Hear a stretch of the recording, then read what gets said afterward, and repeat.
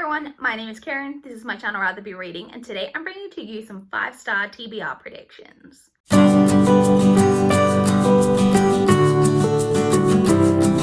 So if you guys saw, just last week I posted a wrap up of the 5-star predictions that I did before this, and I will link that up above if you guys haven't seen that yet. So this is actually the 4th round of TBR predictions that I'm doing.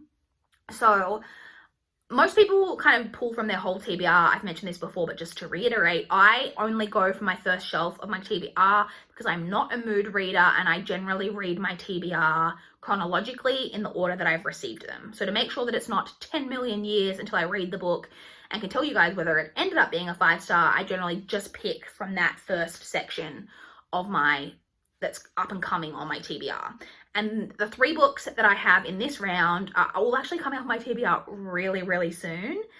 So I predict that maybe even next month, if not June, probably at the latest, I will have a wrap up on whether these books were 5 stars. But so I've got 3. Some of them I'm more confident on than others. So I'm going to basically, because I always like to have a minimum of 3. And I've always only ended up having 3. So I end up picking some that I'm not as confident on, but I'm going to talk about them from the one that I'm like least confident on to the one that I'm like most confident will be 5 stars. So the first one that I have, the one that I'm least confident about, is Everything I Never Told You by Celeste Ng. So as I'm sure you all have heard of this book, it's very popular, as I'm sure you're all aware. It's a literary fiction, but with a mystery element to it.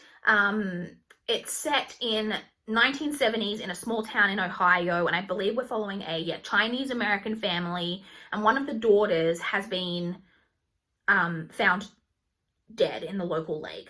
And I'm not sure whether it's like an accidental drowning or suicide or a murder. I don't know, and maybe that's part of the mystery. I'm not sure. But we basically, I think, follow the family of the girl who died and how it's affecting their lives.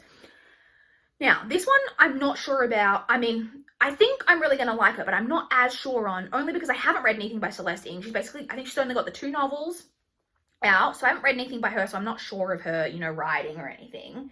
But this gets such rave reviews. The premise sounds very up my alley. I really like literary books with like a mystery bent to them, so this could be a really great book. Especially if I jive with the writing. If the writing ends up being really up my alley, then this could definitely end up being a 5-star, but I'm not as confident on it as some of these others. But this is my first prediction. The second book that I'm predicting will be 5 stars is Rosemarys Baby by Ira Levin.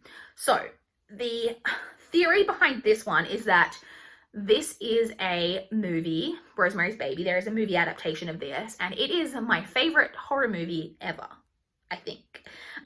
It's easily a 5-star movie. It's like a classic horror. I friggin' love Rosemary's Baby. If you haven't seen the Rosemary's Baby movie and you're into like scary movies, not like scary, but like that type of movie, definitely check it out. But so my theory is the book is supposed to always be better than the movie. And if the movie is a 5-star, then this has to be 5 stars, right?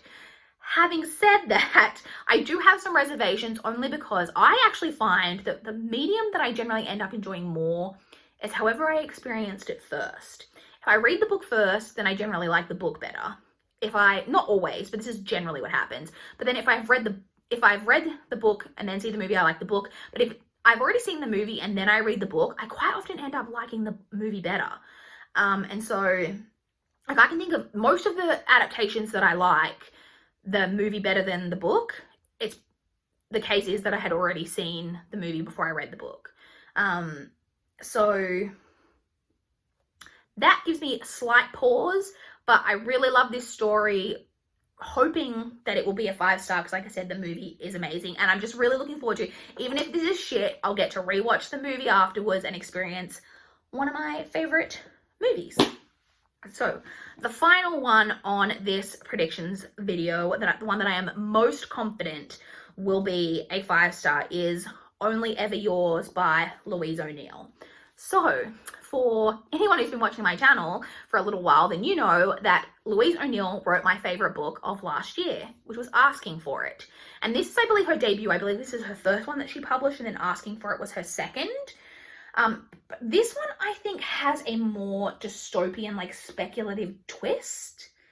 But I think it's still talks about a lot of like gender politics type of issues. I think. I think. I don't actually really know what this is about, but I think that's what it is. And so, like I said, I loved asking for it. I love books that deal with these type of themes that this is supposed to deal with. So this is one I'm most confident. Like, I've just assumed this whole time that this is going to end up being a 5-star for me. So that is my third prediction. So these are the three. This is a short, sweet little video. So like I said, these are coming up, all three, like little sneak peek into some upcoming TBRs for like May and maybe just May. I don't even know. I have to figure out my TBR. But these are all coming up very soon on my TBR, so I should have a follow-up to this very, very soon. I would love to chat with you guys in the comments down below. If you've read these, did you love them? Do you think that I will love them? Or even if you hated them, let me know that too. But I'd love to know whether you agree and whether you think these will be 5 stars. So far, out of the 9 books that I have predicted will be 5 stars, I've only been correct on 2. So that's not a great percentage, but as we all know, I'm super stingy with my 5-star ratings.